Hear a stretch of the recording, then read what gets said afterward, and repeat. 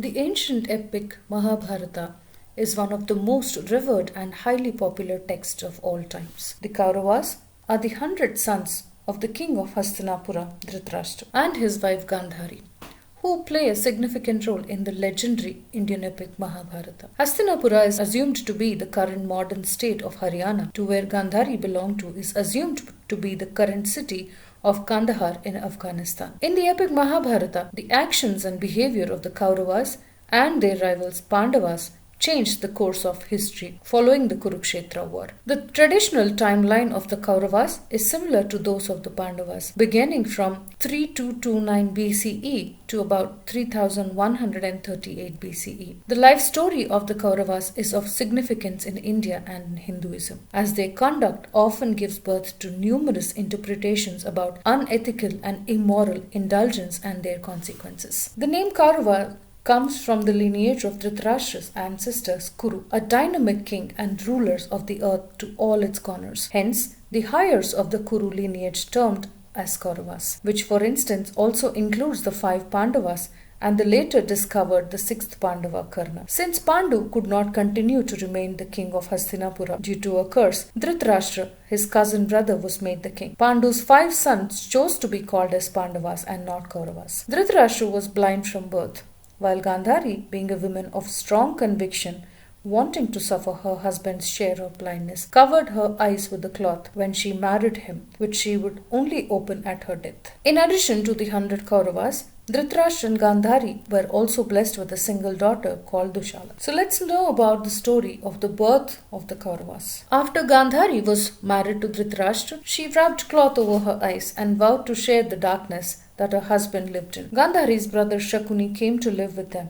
to look after the interests of her blind sister. Came to look after the interests of Gandhari, his blind sister and brother-in-law. Once, sage Dvaipaneya Vyasa came to visit Gandhari in Hastinapura. She took great care for the comforts of the great saint and saw that he had a pleasant stay in Hastinapur. The saint was pleased with Gandhari and granted her a boon. She wished for 100 sons, who would be as powerful as her husband. Dvaipaneya Vyasa granted her the boon, and in due course of time, Gandhari became pregnant. But 2 years passed and still the baby was not born. Meanwhile, Kunti, the wife of Pandu, received a son from god Dharma, whom she called Yudhishthira. After 2 years of pregnancy, Gandhari couldn't take it anymore, and she decided to give birth. She gave birth to a hard piece of lifeless flesh that was not a baby at all. She was devastated, as she has expected 100 sons according to the blessings of Rishi Vyasa. She was about to throw away the piece of flesh while the Rishi Vyasa appeared and told her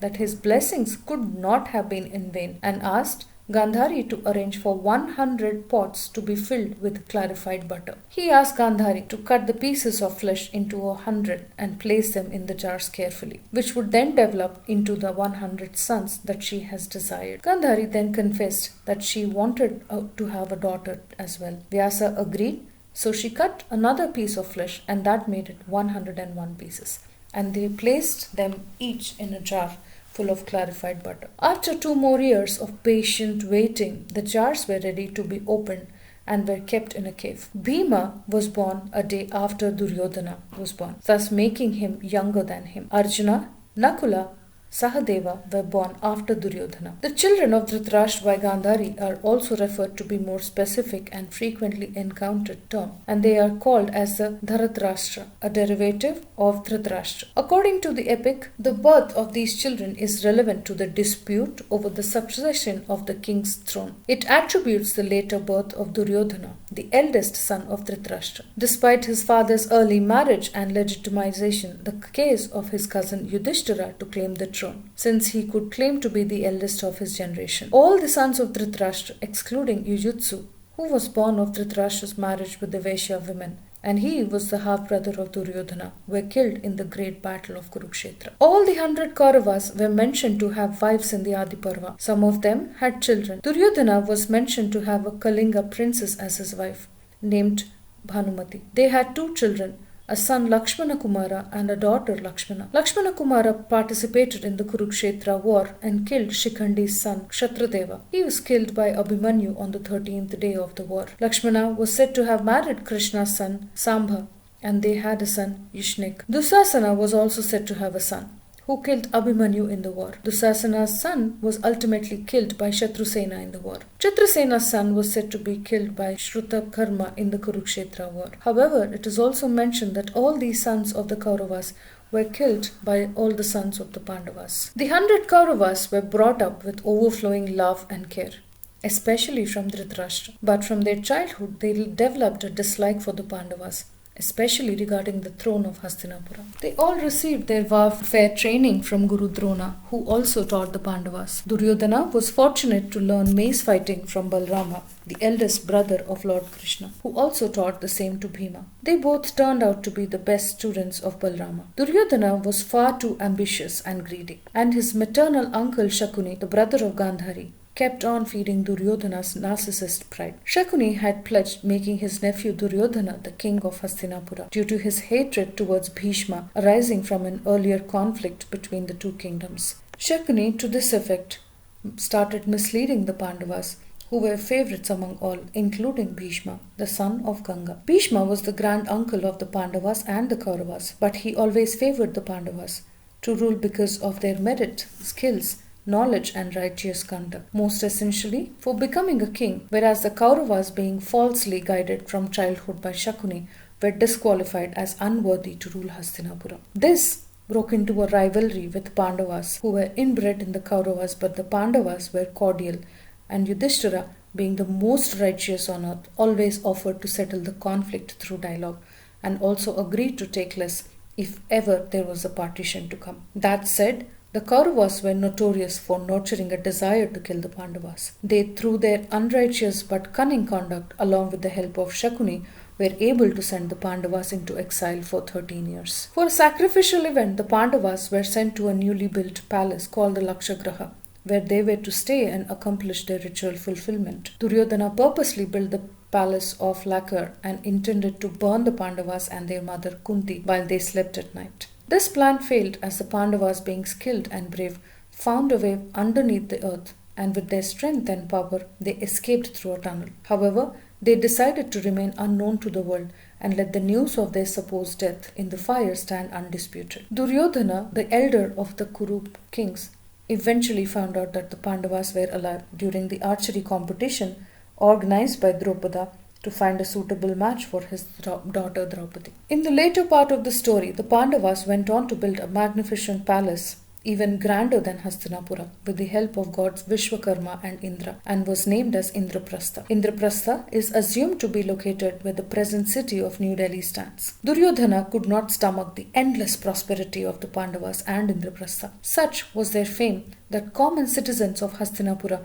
wanted to resettle in Indraprastha. Duryodhana felt insulted during Yudhishthira's reign, so he pledged to take revenge against the Pandavas, especially Draupadi, who laughed when Duryodhana fell down unknowingly in the pond, disguised as a harp float in a magical palace. During Draupadi's Swayamvara, Arjuna won the competition, since he was the only one who could complete the task apart from his friend Karna. It was later decided that the Pandavas would keep a barren, often considered cursed land to be their new kingdom and settle the throne dispute. Duryodhana schemed to invite the Pandavas to a game of dice and was able to win everything owned by them, with the help of Shakuni. Yudhishthira, after selling himself and all his 4 brothers, had Draupadi offer herself in the game and so lost her too. Dusasana started undressing Draupadi, since she was now a servant of Duryodhana, right in the middle of the court full of righteous and unrighteous kings. Being requested by Bhishma and others, Dhritarashtra did not order Duryodhana to stop the drama, mainly due to his ignorance and excess love for his children. However, Lord Krishna magically saved Draupadi by making her sari unending, and Dusasana fainted since her sari became infinite in length. At this very moment, the Pandavas were sentenced to exile for 12 years, with 1 additional year of hidden exile, and this would again continue for 13 more years on top if any one of the Pandavas or Draupadi were identified during the last year of exile. This tricky exile imposition was planned by Duryodhana and Shakuni to keep the Pandavas revolving in unending exile. Duryodhana, with all his armies and reach, could not discover the Pandavas in their 13th year of exile, since they lived with concealed identities in the kingdom of Virata. The exile ended with the starting of the great Kurukshetra war, which shaped history. Duryodhana took to war with unwavering confidence only because of Bhishma, Karna, and Guru Drona taking his side in the conflict, primarily due to the kingdom's rules which compelled them, for they were righteous and followers of Dharma. Bhima was fierce in killing the Kauravas, and he killed 98 of them easily, with Dusasana and Duryodhana remaining. Dusasana was killed as per Bhima's pledge, and he ended up drinking blood from his chest,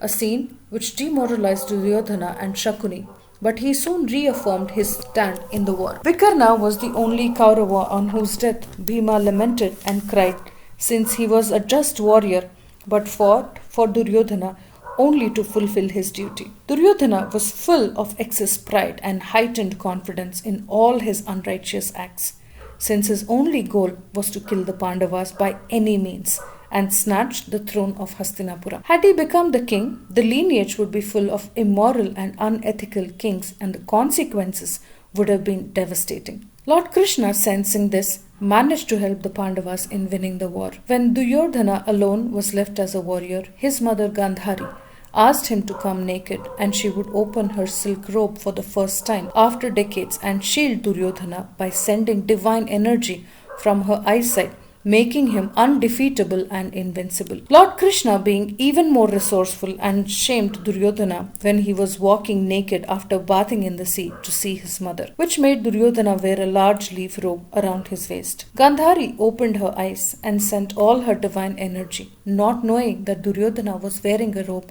making that portion bereft of the power of invincibility. So the fight between Duryodhana and Bhima, they were both great mace fighters, was upfront and aggressive, where both showed all their skills in warfare. Duryodhana seemed to be undefeatable and Bhima was losing. Krishna then hinted to Bhima to hit him on the waist where he was weak, though hitting below the waist was a breach of the rule of war. But since it was to end the lawlessness of Duryodhana and his lineage, it was necessary to kill him by twisting the rules. Duryodhana was killed, and the Pandavas ruled Hastinapura for 36 years before they renounced everything to return to the heavenly abode. Since Kuru, the ancestors of the Hastinapura, had a boon that anyone of their hire dying on their land would always reach heaven, irrespective of their deeds, the Kauravas, after their death, were settled in heaven with their ancestors.